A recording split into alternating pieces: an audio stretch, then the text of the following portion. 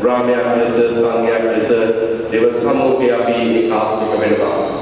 Puradina Hayakula Pilabu Sirusam, Atmi Kashadik, Manasi Sanukra, Prasadya, Samadina Hayavadine, Yadume, Malayan, Apahadavat, Alukumakar, Mukina Tema, Pate, Pendali Karagan, Yakya, Kulavan, Kitna Jiviti, Padaka Pave, Pilibana, Pimini, and Sudan, and Yakya, Kulamaki, Jiviti, Pataram, the Paladai, Mahasit, Devasamuke, Samadia, Sandine, Magi Jiviti, Kuchel, Mamadu, and Bartlett, Menova, Kide, Apimini Karami, Yakya, Ladibahaway, Kira Karna, Kulape, Jivita Karati, at a military of a Jiviti, Adivi, Subahavin, Lahasin, Akunu, Yakya, Etikama, the Kamaku, Timinabu, Adun, Kampu, Yata, Inabu, a Atmika, Hidesapin, Ape, Swami, Mahasetula, Sedi, Kanava. It is Swami Mahasetula, Yakya, Karamia, Namote, Kamakic, Padat, Yadume, Malaya, Yadume, Spalchir, Yadume, Saputa, Abdakin, Jiviteka, Malaya Shakti Abadeka, Hitulu Jiviti, Tiga Parada, Kamura, Karakamana, Yakya, Jivitya, Abajivita, Start, Tekradena, Shido Swami, Gena, Yahaba Chetana, Karagana, Mia, then Betty sitting into a Sahabaki. May I give someone to Martin Sulumotak Minanda, a picnic card that never Hari Yak Yak, Vishishin Yak Yavi, Matakama, Yak Yavi, Adukama, Higakamatu, Magi, Magi of Powder, a paper Sange, Elizabeth, and Elizabeth, City Master. Deva, Napia, Mohotak, Pilikan, Yak Yak, Swami Mia, Savan Kamantina, Shakti. Dupala, Avitu Kili, Apati, Deva, Limana Samaba, Senasima, Soya, Tenakai, Sulumotak, Apeki, Nusu Subahabe, Avitu Bahavi, Piligari, and Pasutari, Yak Yak.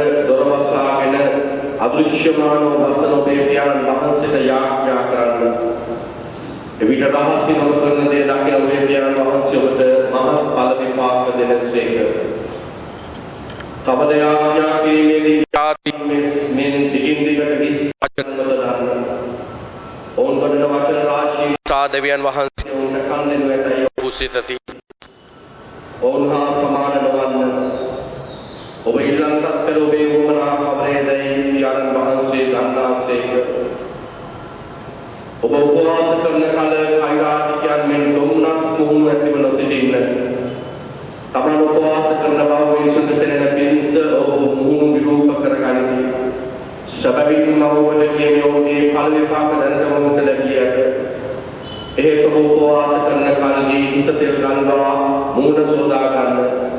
මෙසේ අදෘශ්‍යමානව වසන ඔබේ පියාණන් වහන්සේට මිස ඔබ උපවාස කරන බව මිනිසුන්ට නොපෙනේ.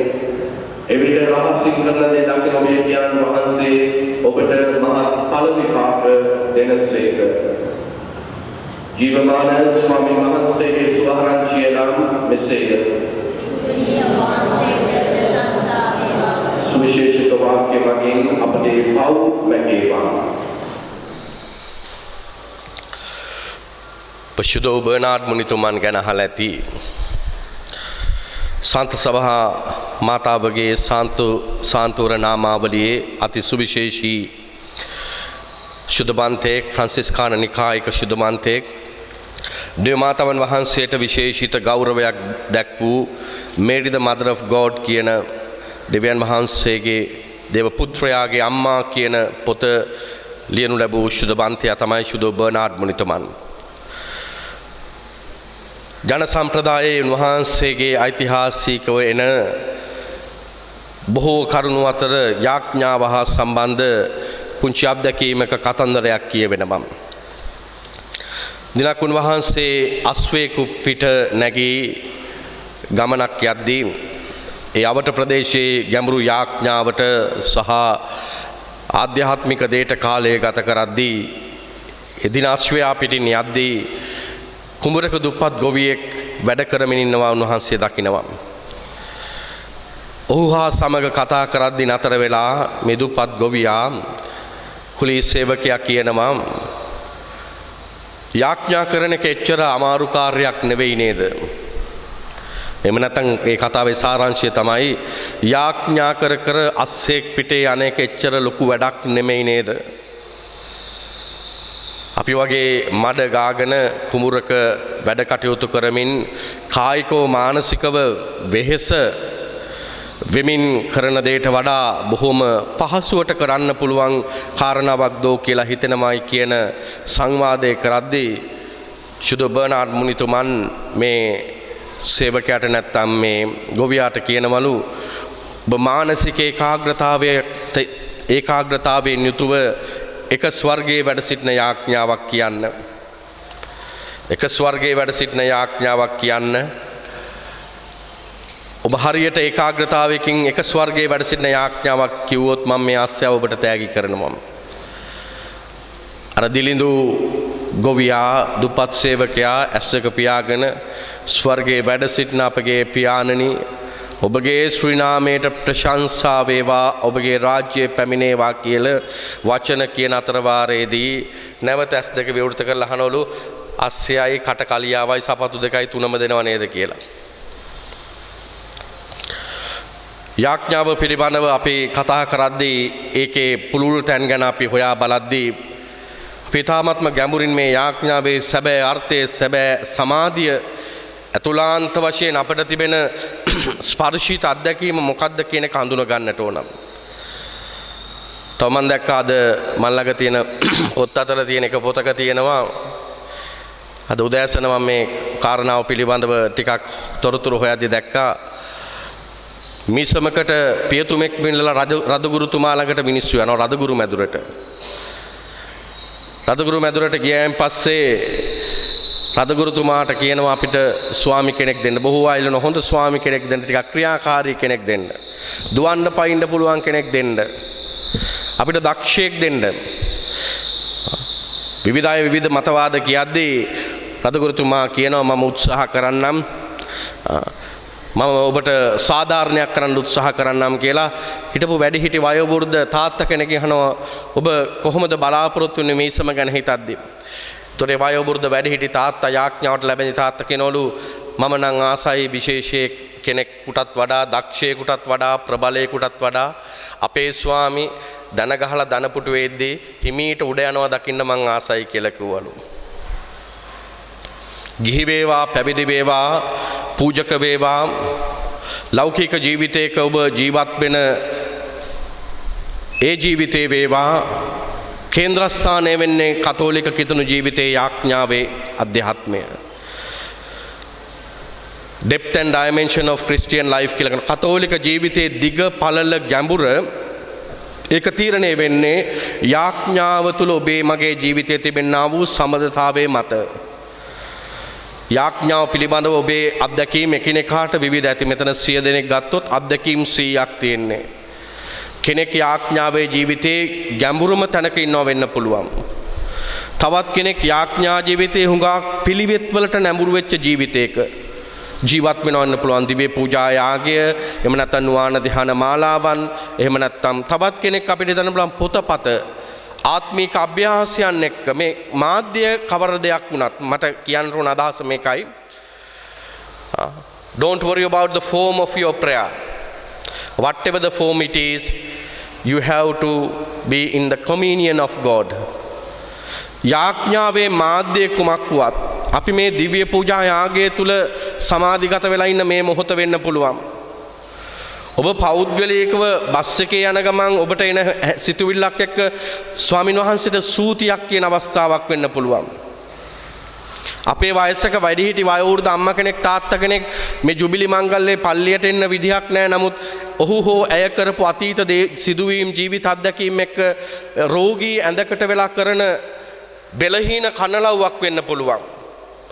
මාධ්‍ය නෙමෙයි වැදගත් වෙන්නේ අපි කොතරම් දුරට දේව සම්මුඛය තුල අපි ජීවත් වෙනවද. එනිසා සභා මාතාව දෙවන වතිකාන මන්ත්‍රණ සභාවේ යාඥාව පිළිබඳව වන ලියවිලි තුල කියනවා you can pray anywhere, you can pray at any time because God is everywhere, he is present everywhere, he is ready to listen to you. දෙවියන් වහන්සේට ඔබ ඕනම වෙලාවක යාඥා කරන්න, ඕනම පසුබිමක ඉඳන් ඕනම තැනක ඉඳන් යාඥා කරන්න, ඕනම අත්දැකීමක ඉඳන් යාඥා කරන්න.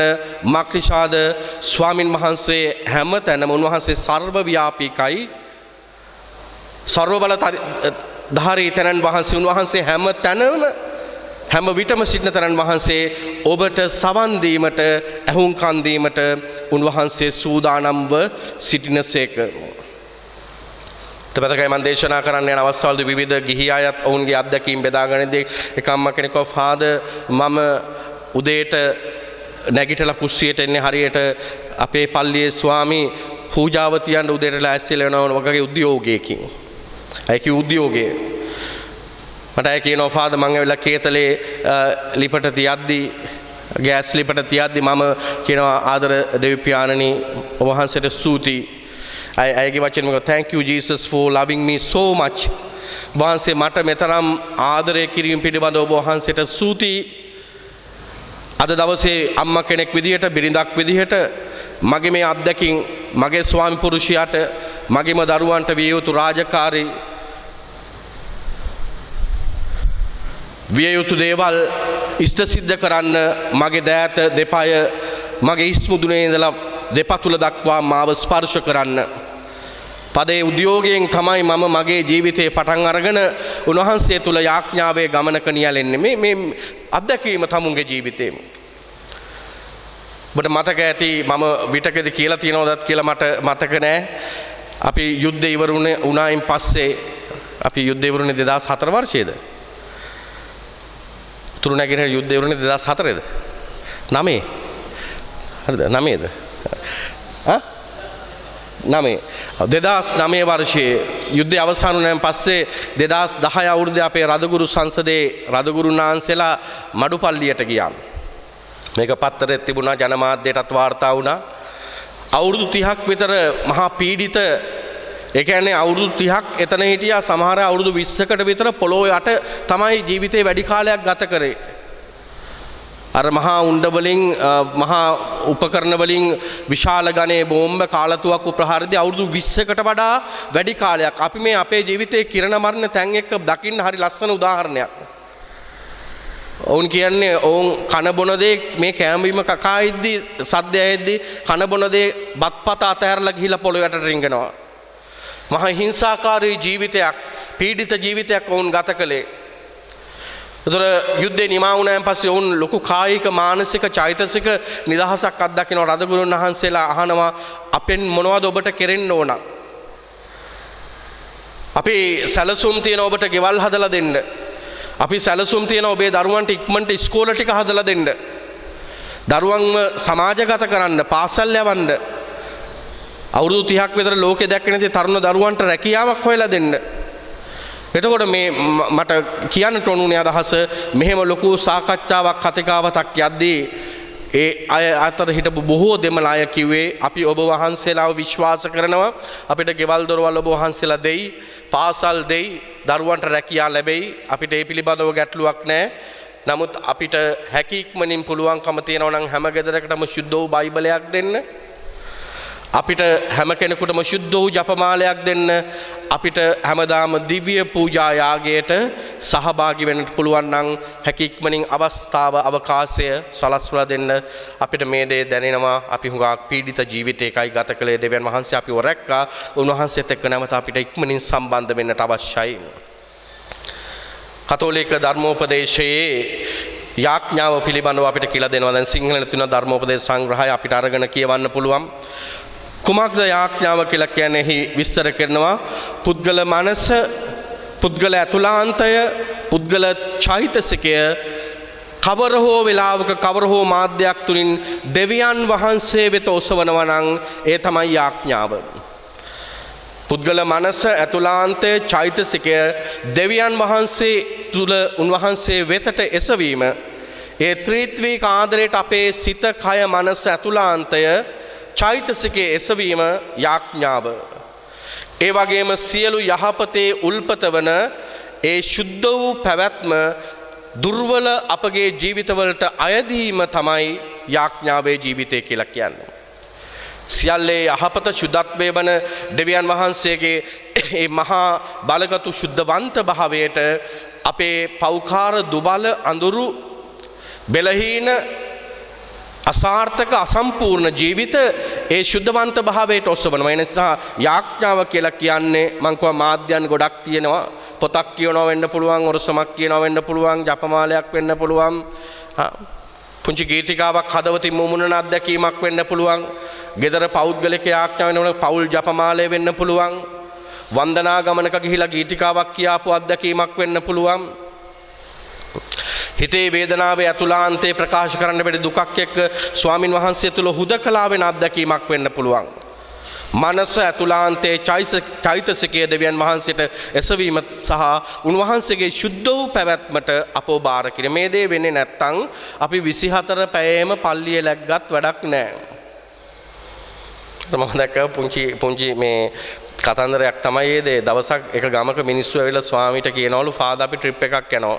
දවස් 7ක වන්දනා ගමනක්. ඉතින් ගමේ ටිකක් ප්‍රශ්න තියෙනවලු. මිනිස්සු සමහර අය මානසිකව හොඳ තැනක නැහැ. අධ්‍යාත්මයේ වටහාගෙන නැහැ. වෙන තැන්වල ඉන්නේ, පටු අරමුණු වල ඉන්නේ. ඔවුන්ගේ දැඩි භාවයන් තුල ඉන්නේ, අහංකාර ගති පැවතුම් තුල ඉන්නේ.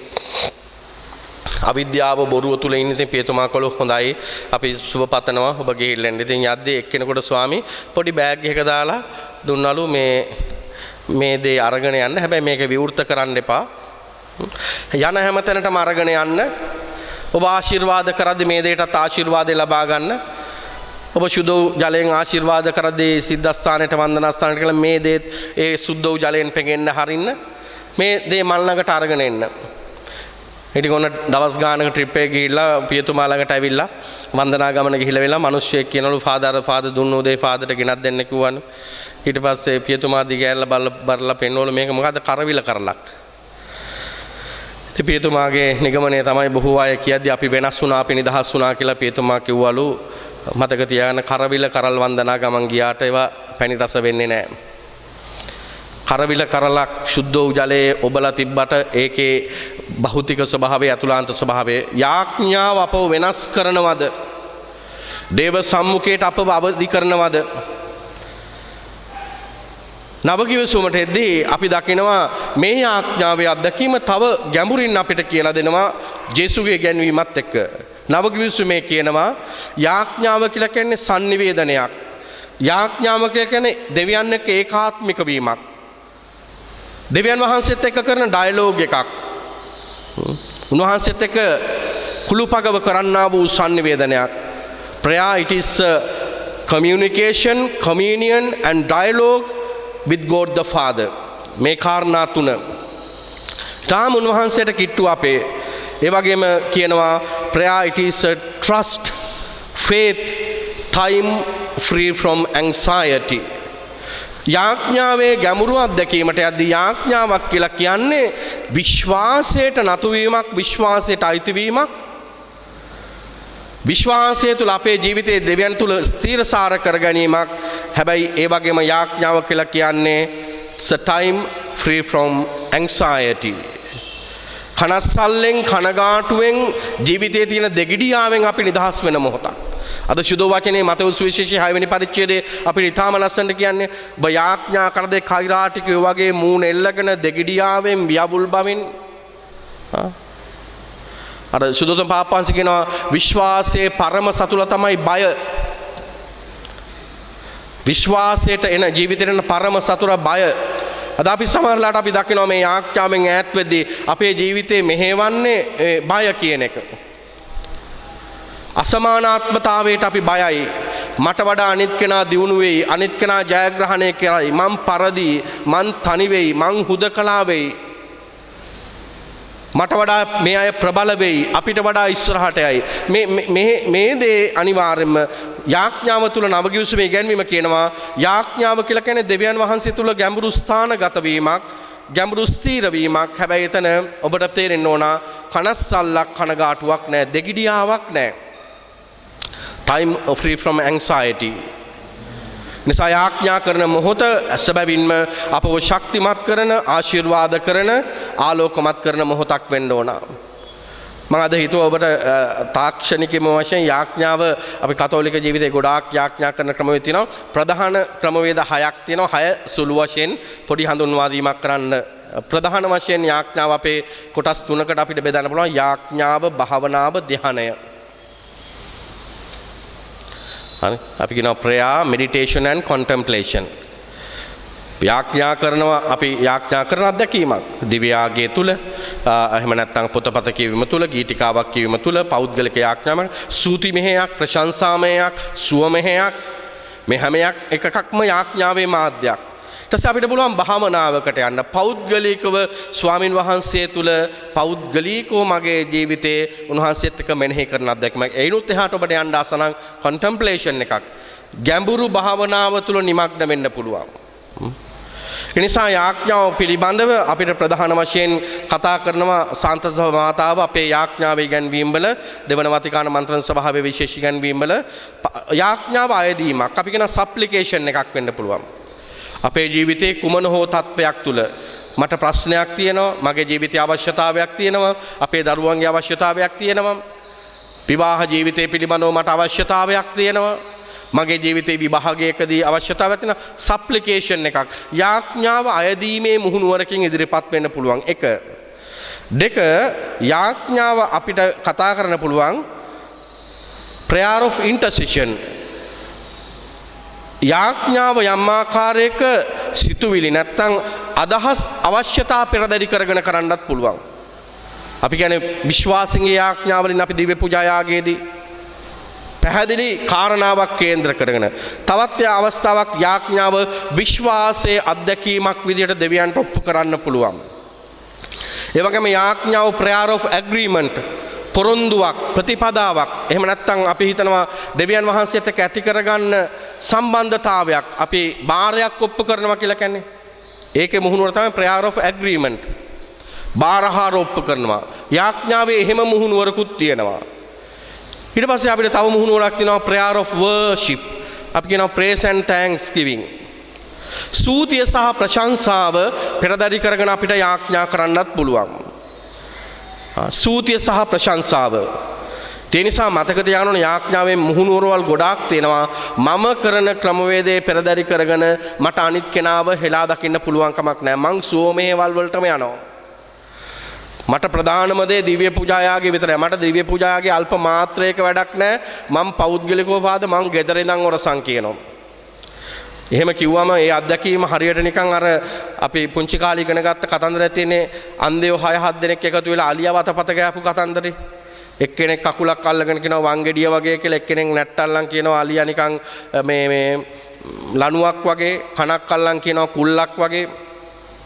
නෑ යාඥාව කියන්නේ මේ සමස්තය විශ්වාසය අත්දැකීමක් අයදීමක් දෙවියන් වහන්සේ කෙරෙහි තියෙන ගැඹුරු පොරොන්දුවක් නැත්නම් ඒ බලාපොරොත්තුවක් බැඳීමක් සූති ප්‍රශංසා කිරීමක් සූතිය ප්‍රශංසාව කියන දේ යාඥාවේ හොඳ අත්දැකීමක් සමහරවිට අපි හිතනවා සූතිය ප්‍රශංසාව කියන දේ අපේ ජීවිතේ ජයග්‍රහණයන් ලබද්දි විතරද අපි කරන්නේ නැහැ සභා මාතාව අපිට කියන්නේ ජීවිතේ වේදනා ප්‍රශ්න කරදර ලබද්දිත් සූති කරන්න මාත් පියතුමත් ඔබේ පියතුමත් මේ පහුගිය දවස්වල ලෙඩෙක්ව බලන්න ගියා රෝගී කෙනෙක්ව ආශිර්වාද කරන්න පියතුමා එතනදී ඉල්ලීමක් කළේ ඒක ලස්සනයි ඒ ඉල්ලීම මමත් අහුම්කන් දීගෙන හිටියා මාව සුව කරන්න ඔබ වහන්සේ පටන් ගත්තට සූතිය ඔබ වහන්සේට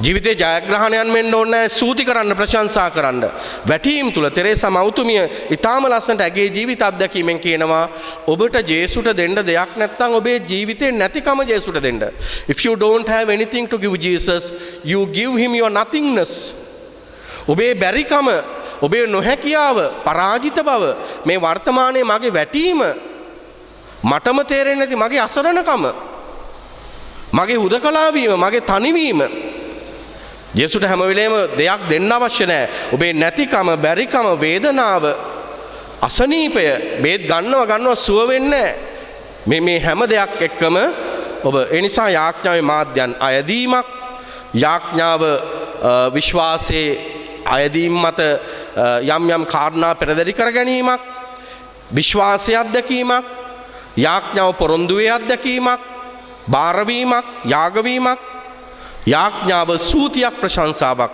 නමතත් මං එනවා අර මුලට යාඥාව එයින් එහාට ගියාම 6 වෙනි අවස්ථාව තමයි කොන්ටෙම්ප්ලේෂන් එකක් යාඥාව භාවනාවක් ගැඹුරු මෙනෙහි කිරීමක් හැබැයි මෙතෙන්ට ඇතුල් වෙන නම් ටිකක් වෙනම තැනක ජීවිතේ හදාගන්න වෙනවා අයදීම් වලට අපිට යන්න පුළුවන් සප්ලිකේෂන් වලට යන්න පුළුවන් ප්‍රේස් ඇන්ඩ් වර්ෂිප් වලට යන්න පුළුවන් සූම හේවල් තැන් වල තියෙනවා පුද්ගලික යාඥාව කරන්න පුළුවන් විශ්වාසින් යාඥාව වලට අපිට ඇතුල් වෙන්න පුළුවන් බාර වෙන්න පුළුවන් මම අද පොඩ්ඩක් වැඩිපුර කැමති මේ කන්ටෙම්ප්ලේෂන් කියන තැනට ඒක ටිකක් ගැඹුරු ධ්‍යානයට අපි අයිති වෙන්න ආසනම් වෙන්න පුළුවන් නම් අපේ ජීවිතවල ගොඩක් අපිට හරි අමාරු දෙයක් වෙන්න පුළුවන් ඔබට තියෙන මේ කාල වේලාවත් එක්ක අද අපිට නේද හුඟක් වෙලාවට කතෝලිකයන් එක ප්‍රශ්නයක් අහපුවම ගොඩක් වෙලාවට අපි ඔබ මම අපි හැමෝගෙම අහපුවම මේ මොනවටද අපිට අද වෙලාව නැත්තේ ටග්ගල අපි කියන්න හුරු වෙලා ඉන්නවා පාද ඉතින් ඔරසමක් කියා ගන්න තමයි වෙලාවක් නැත්තේ එහෙම දෙයක්ත් අපි කියනවානේ යාඥාවක් කරන අපිට වෙලාවක් නැතිකම දැන් භාවනාවට ගැඹුරු ධ්‍යානයට ඔබ ඇතුල් වෙනවා නම් කාරණා 4ක් ඔබට අවශ්‍ය වෙනවා භාවනාව තුල දෙවියන් තුල ගැඹුරු මෙනේ එහෙම ඉන්නවා අපි දැකලා තියෙනවා සමහර අය මේ උදේට දැක්කම දේවස්ථානයේ පැයමාර විනාඩි 45 ඉන්න අය ඉන්නවා අපි දැකලා තියෙනවා එහෙම වෙන් කරගෙන නැතුව නෙමෙයි මං කිව්වේ හැමෝටම ආසනම් මෙනුවාන ධ්‍යාන මාලාව තුල අපි උත්සාහ කරනවා නම් දෙවියන් වහන්සේත් එක්ක භාවනාවකට අතුල් වෙන්න ගැඹුරු මෙනෙහි කිරීමේ ගමනක් එක්ක උන්වහන්සේ එක්ක ජීවිතය ගත කරන්න එවනම් ගැඹුරු ධ්‍යානයක් තුල අපිට ජීවත් වෙන්න නම් කාරණා 4ක් ඔබට අවශ්‍ය වෙනවා මේ 4 ප්‍රගුණ කරන්න ඕන එකක් තමයි විශේෂ කාලයක් ඔබට ඕන ජේසුත් එක්ක ගත කරන්න වෙන් කරගන්න විශේෂ කාලයක් මේක පුංචි හරි ප්‍රමාණයකින් පටන් ගන්න බලන්න විශේෂිත කාලයක් විශේෂිත ස්ථානයක ගැඹුරු අරමුණක් එක්ක සහ ගැඹුරු නිහඬතාවයක් තුල නිරන්තර අභ්‍යාස කිරීමක් එක්ක දේව සම්මුඛයේ භාවනාවට ඔබට ඇතුල් වෙන්න පුළුවන්. කාරණා කීපයක් මම කිව්ව නැවත ඕනෙනවා. ජේසුත් එක්ක භාවනාවකට ධ්‍යානයකට ඇතුල් වෙන්න ආස නම් ඒකට විශේෂ කාලයක් අපි වෙන් කර ගන්න ඕන. පැය කාලක්, පැය භාගයක්, පැයක්, පැය දෙකක් එහෙම වෙන්න පුළුවන්. විශේෂ කාලයක්, විශේෂිත ස්ථානයක්, ගෙදර වෙන්න පුළුවන්. එහෙම ගෙවල් වල හදන් තියෙනවා සමහර අය අපි ලොකු ගෙයක් හදද්දී හදනවා නම් හොඳයි ප්‍රෙයාර් රූම් එකකුත්. ඒ ගෙවල් වල පුංචි වශයෙන් හරි ස්ථානයක් තියෙනවා මම මේ ළඟදී මගේ ඥාතිය ගෙදරකට ගියා ඒගොල්ලෝ ටිකක් මිල මුදල් තියෙන පොහොසත් මිනිස්සුන් ඒ ගෙදර මම දන්නවා වොෂ්රූම් 5ක් තියෙනවා. එක සෙක්ෂන් වලට එහෙම හදලා තියෙනවා වොෂ්රූම් 5ක් විතර. ඉතින් මම හුරු නිසාම මම කිව්වා මම වොෂ්රූම් එකට ගිහිල්ලා එන්නම් කියලා ඒ පැත්තට ආහා ෆාදර් ඔහේ නෑ දැන් ඔහේ යන්න එපයි කිව්වා. ඇයි මෙතන තියෙනවනේ වොෂ්රූම් එකක්. එන්නකෝ ෆාදර් කියලා එක්කගෙන ගිහිල්ලා පෙන්නුවා. ෆාදර් දැන් එතන අපි ගෙදර අය ඔක්කොම කතා වුණා ඇති මේ මොකටද වොෂ්රූම් මෙච්චර. අපි ඒක කඩලා තව චුට්ටක් ලොකු කරලා ෆාදර් අපි ලස්සන ප්‍රයා රූම් එකක් හදලා තියෙනවා දැන් එතන. මම හරි දැක්කා දවසේ කියවීම පෙරලලා තියලා 5 දෙනයි ගෙදර බංකු 5ක් තියෙනවා ධනපුටු වගේ ධන කියන්නේ අපිට වාඩි වෙන්න පුළුවන් අර අපි භාවනා කරන්න වාඩි වෙන ඉරියව්වේ ධානයේට ඉරියව්වේ ඒ වගේ කුඩා බංකු 5ක් හරි ලස්සනයි මල් ටිකක් ගහලා ලස්සන අමු මල් වලින් පිරිච්ච චූටි ගහක් තියලා තියෙනවා පහනක් පත්තු කරලා තියෙනවා හරි සමාධියක් තියෙනවා මෙයයි කියනවා ෆාදර් අපි ගෙදර බොහෝ වෙලාවට පවුලක් විදියට උත්සාහ කරනවා පොඩි කාලයක් හරි මෙතන ගත කරන්න නැත්තම් ඊට අමතරව දැන් අපේ ගෙදර වෙන සංස්කෘතියක් ඇදලා තියෙනවා එක එක්කෙනා නිවාඩු තියෙන වෙලාවට වෙලාවල් තියෙන වෙලාවට පෞද්ගලික යාඥාවට ඇතුල් වෙනවා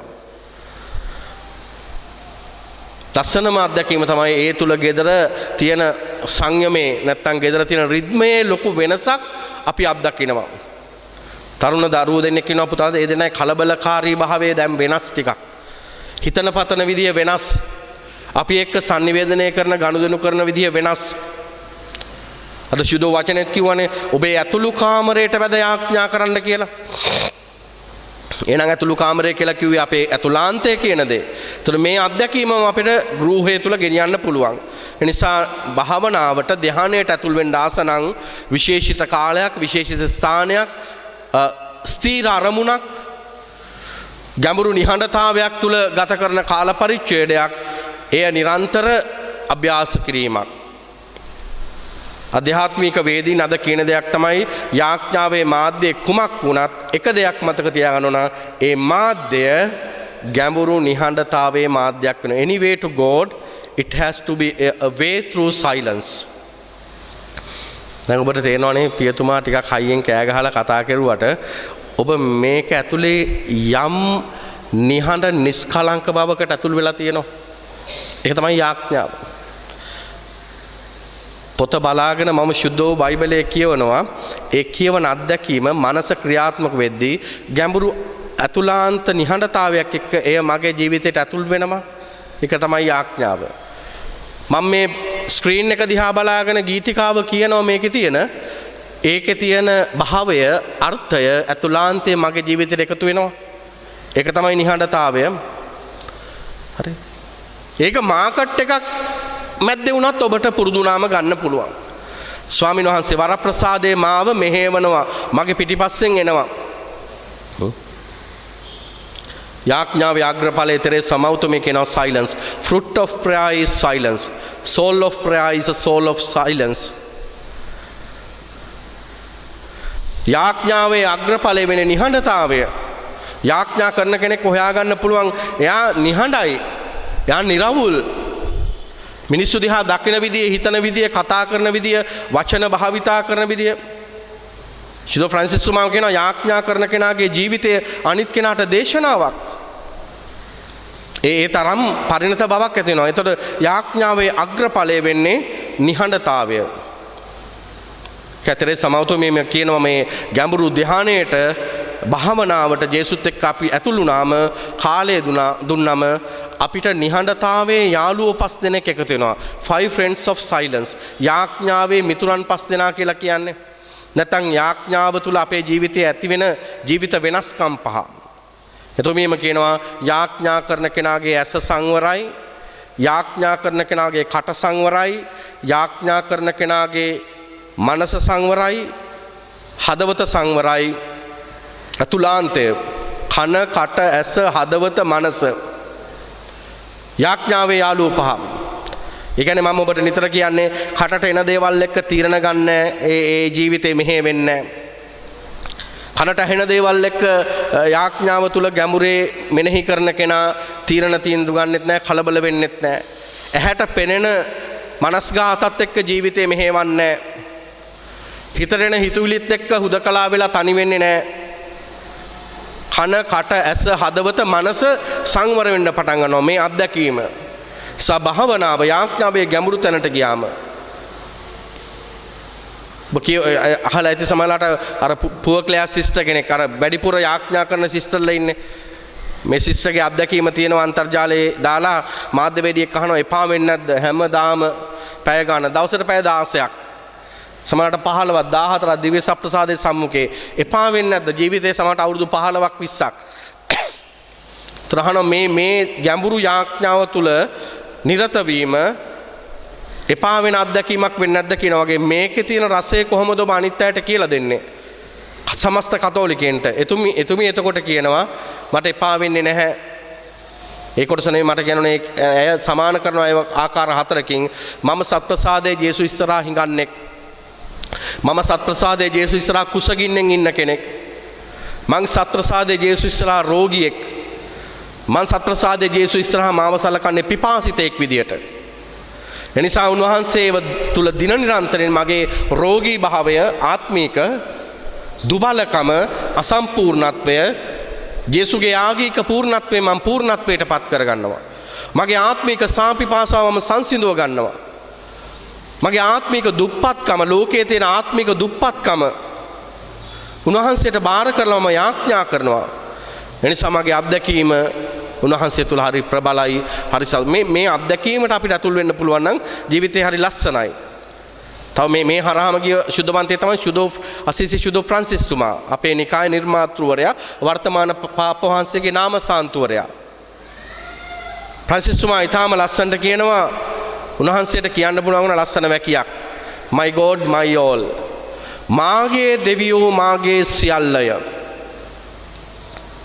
උන්වහන්සේ කුරුස පාමුල යාඥා කරපු ශුද්ධවන්තයෙක් ඔබ දන්නවා මේ කරුණු කොච්චර ගැඹුරු යාඥාවකට භාවනාවකට අතුළු වුණාද කිව්වොත් ප්‍රබල ශුද්ධවන්තයන් කීප දෙනෙකුට ජේසුගේ තිරණයක් විදිහට ශ්‍රී වණ කලල් ලැබුණා.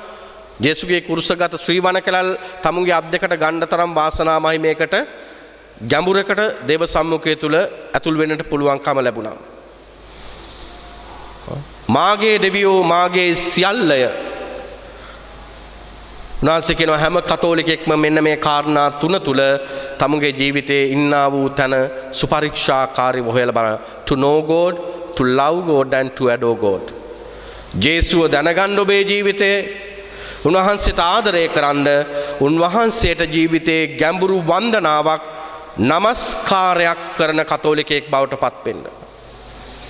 ෆ්‍රාන්සිස් තුමාගේ ජීවිතේ ලස්සන පුරුද්දක් තිබුණා කියලා කියනවා. උන්වහන්සේ හැමදාම දේව සම්මුඛයේ යාඥා කරද්දී උන්වහන්සේ දේව සම්මුඛයට කරපු කන්නලව්වක් තමයිලු ආදර දෙවි පියාණනි ආදර ජේසුනි ඔබ වහන්සේගේ වේදනාවේ කොටසක් මට අද දෙන්න ඔබ වහන්සේගේ ආදරයේ කොටසකුත් මට දෙන්න. නැත්නම් අපි හුඟක් ජීවිතේ දකින්න අකමැති වේදනා ප්‍රශ්න කරදර කියන දේවල් අවහිරතාවයන් කියන දේවල් නෑ. උන්වහන්සේ ඉල්ලුම් කෙරුවා ප්‍රාර්ථනා කරුවා ඔබ වහන්සේට අද මට අද මගේ දවසේදී කුරුසගත වේදනාවේ කොටසකුත් දෙන්න. ඒ වගේම ඔබ වහන්සේගේ ආදරයේ කොටසකුත් මට දෙන්න. උන්වහන්සේ නිතරම යාඥා කළේ ඔබ වහන්සේ තුල මාව දකින්න මට උදව් වෙන්න. යාඥාවේ සියලුම සාර එකතු වුණාම අපිට දෙන ආත්මික පෙළඹවීම තමයි අපි ජේසු තුල අපිව දකින්න පටන් ගන්නවා. සකේ පාවුලු වෙන්නේ ජේසු තුල තමුන්ව දැක්කම. හරි. ඇස්පේන කාලේ දමස්කයට ගිහිල්ලා මිනිසුන් ඔය මරපු සාවුලු ඇස් අන්ධ වෙලා තැනකට වෙලා හුදකලා වෙලා ඔත්පල වෙද්දී ක්‍රියාකාරීව ඇස්පේද්දි දැකපු නැති ජේසුව දකින්න පටන් ගන්නවා. සාවුලු පාවුලු වෙනවා. එයි වෙනස මොකද්ද? ජේසු තුල දෙවියන් තුල තමුන්ව දකින්න පටන් ගත්තා. සකේවුස් එක පැයයි තමුන්ගේ ජීවිතේ ජේසු තුල දකින්න පටන් ගත්තාන් පස්සේ ලොකු වෙනසක්. මෝසෙස් කැලේට වෙලා මිනිමර හැංගිලා හිටපු මෝසෙස් දෙවියන් වහන්සේ තුල තමුන්ව දැක්කම ගැලවීමේ මෙහෙවීමේ ඒ කර්තව්‍යයට නායකත්වය දෙන්න පටන් ගන්නවා. එනිසා ස්වාමින් වහන්සේ තුල අපි අපගේ ජීවිතයට ඉඩක් දෙනවා නම් ඉඩහසර නිර්මාණය කරනවා නම් යාඥාවේ ජීවිතය තුල අපේ ජීවිතේ ලොකු ආත්මික පරිවර්තනයක් වෙන්න පටන් ගන්නවා. සුදු අගොස්සෝනි මනුතුමා මේ දේ අපිට කියනවා කතෝලිකයා පුරුදු වෙන්න ඕන දවසකට දෙතුන් වතාවක්වත් අඩුම තරමේ දවස කොහේ හරි කමන්නේ කොතන හරි කමන්නේ මොන අත්දැකීමක වුණත් කමන්නේ දෙතුන් වතාවක් කලබලකාරී ජීවිතෙන් මිදිලා දේව සම්මුඛයට යන්න. දේව සම්මුඛයේ තියෙන නිහඬතාවය අරගෙන ඇවිල්ලා කලබලකාරී ජීවිතයට උත්තර හොයලා ඒ තුල ජීවත් වෙන්න පුරුදු වෙන්න ඕන. ඒක තමයි අපේ ජීවිතයේ යාඥාව කියලා කියන්නේ. අපිට වැඩ ඇති, වෙහෙස කර ඇති, තෙහෙට්ටු ඇති. නැස්කින ස්විච් ඔෆ් කරන්න. අපි හිතනවා අපි සමහර අය හිතනවා ලෝක බෝලෙත් කරකවන්නේ ඒගොල්ලෝයි කියලා. ඒ තරම් වැඩ. ලෝකේ තියෙන ලොකු මැෂිනුත් ඕෆ් කරනවා. ලොකු මැෂින් තියෙන ලංකාවේ නම් කොහෙද මේ වාණි සංස්ථාවේ ඔරුගොඩ වත්තේ. ඒවත් රිපෙයාර් කරන්න මාස 6ක් නිවනවලු. ඒ කියන්නේ ස්විච් ඔෆ් කරලා මාස 6ක් විතර යනකම් ළඟට යන්න බැහැලු. දැන් නම් ක්‍රමවේද ඇති මම පැරණි කතාවක් අහලා දිනවා පැරණි කාලේ සති ගණන් මාස ගණන් ඕෆ් කරලා තියෙනවනේ ඕෆ් කරුවාට රස්නේ නිවෙන්න එපා ඇතුලේ. අපේ ජීවිතත් ටිකක් නිවෙන්න ඕන. කලබලකාරී භාවය තුළම අපිට උත්තර හම්බෙන්නේ නැහැ. අගස්තුනි මනතුමා කියනවා නිතර දේව සම්මුඛයට යන්න, ශක්තිමත් වෙන්න, ඒ බලය අයිති කරගන්න. කුරුසේ ජෝම්තුමා මේ භාවනාව ගැන, ධ්‍යානය ගැන කියනවා හැමෝගෙම ජීවිතේ අන්ධකාර රාත්‍රියක් තියෙනවා. ඒක ඔබට ලැබිලා ඇති ඔබේ ජීවිතේ ඔබ ලබාවි.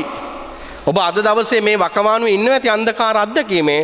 හැබැයි උන්වහන්සේ කියනවා අන්ධකාර රාත්‍රියේ ඉන්න කතෝලිකයට ආලෝකයට යන්න පුළුවන් වෙන්නේ යාඥාව තුල ස්ථිර නම් විතරයි. නැත්නම් ඒ අන්ධකාරය තුලම ඒ ජීවිතේ මුසපත් වෙලා වියවුල් වෙලා. එනිසා උන්වහන්සේ ලියන එක්තරා ලියවිල්ලක කියනවා වැටෙන කතෝලික ජීවිතයේ නැගිටින්න පුළුවන් වෙන්නේ කකුල් දෙකෙන් නෙමෙයි දනිස් දෙකෙන්. දෙසුටියට දෙන්න. ඒ වගේම උන්වහන්සේ කියනවා දනිස් දෙකෙන් දේව සම්මුඛයේ වැඩි කාලයක් ඉන්න කෙනා දෙවියන් වහන්සේ තුල හැමදාම හිටගෙන ඉන්නේ. ඒ කෙනා වට්ටන්න හරි අමාරුයි. වැටෙන ජීවිතේ නැගිටින්න අඩිපතුල් දෙකක් තිබ්බට බෑ දනිස් දෙකක් ඕන.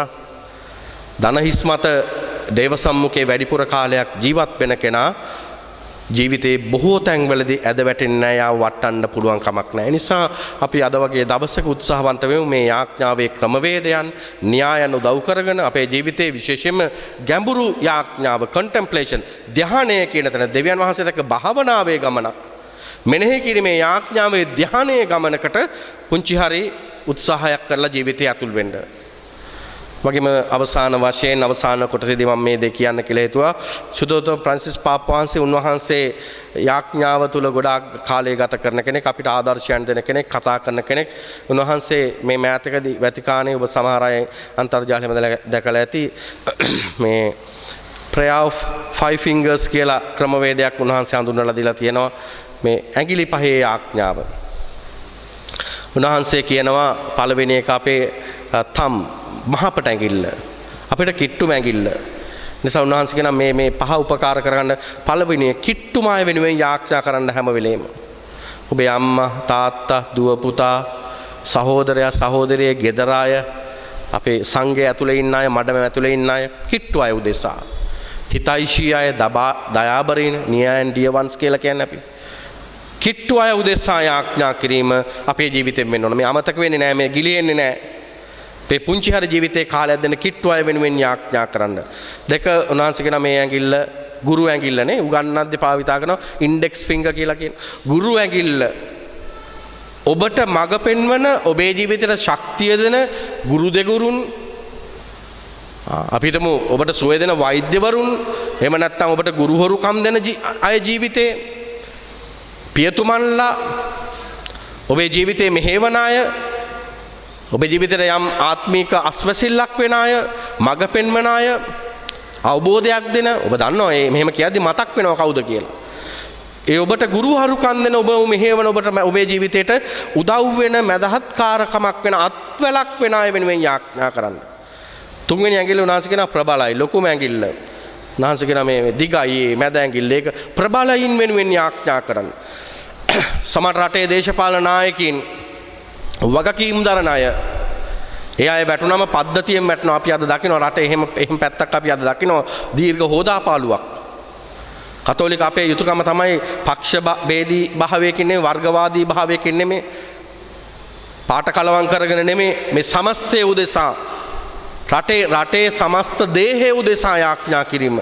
ඒකේ ප්‍රබලයින්, වගකීම් දරන, වගකීම් ගන්න යන අයට මේ ඉහමුලේ දෙන්න, මඟ පෙන්වීම දෙන්න, අවබෝධය දෙන්න, ප්‍රබලයින් වෙනුවෙන් යාඥා. ඊට පස්සේ කියනවා මේ දුබල අය උදෙසා යාඥා කරන්න. මේ ඇඟිල්ල මුද්ද දාන ඇඟිල්ල පාපවංශම කියනවා මේක තමයි දුර්වලම ඇඟිල්ල. දාන් හිටියට ඒක මුද්ද. මේකෙන් තනිය මොකුත් කරන්න බෑ. මේ ඇඟිල්ල. උන්වහන්සේ කියන නිසා ඒක දුර්වලෙන්නේ රෝගී ආය වෙන්න පුළුවන්.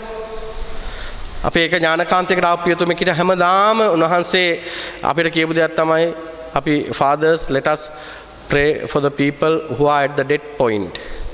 අපි මේ මොහොතේ මරණ මංචකේ ඉන්න අය වෙනුවෙන් යාඥා කරනවා. මේ මොහොතේ අද එහෙම පිරිසක් ඉන්නවා.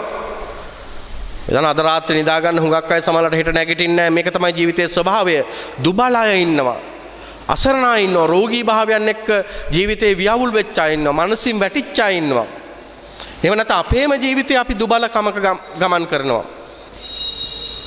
අසරණකමක ජීවත් වෙනවා. ඒ නිසා හතරවෙනි අවස්ථාව තමයි දුබලයින් වෙනුවෙන් යාඥා කරන්න. කුඩා මැඟිල්ල අපි කියනවා උන්වහන්සේ යෝජනා කරනවා ඔබ වෙනුවෙන් යාඥා කරන්න. ඒතර අපි අනිත් අයට යාඥා තුළ වැඩි කාලයක් වැඩි පරාසයක් දෙනවා වගේම ඔබේ ජීවිතේ ඔබ වෙනුවෙන් යම් කාලයක් මිඩංගු කරන්න මේ ආකාරයට. යාඥාවට අවතිරලා යාඥාව සරලව ජේසුට අයිති වෙන අත්දැකීමක් කරගන්න කියලා. නිසා අවසාන වශයෙන් මම මෙන්න මේ දේ හිතුවා ඔබට කියන්න කියලා. ඔබ කවර හෝ මාධ්‍යයකින් දෙවියන් එක්ක ජේසුත් එක්ක ගමනක් යනවා නම් යාඥාවේ භාවනාවේ ධ්‍යානයේ ගමනක ඉන්නවා නම් ඔබේ මතක තියාගන්න ඔබේ නිරස හදවත ජේසු රසවත් කරනවා.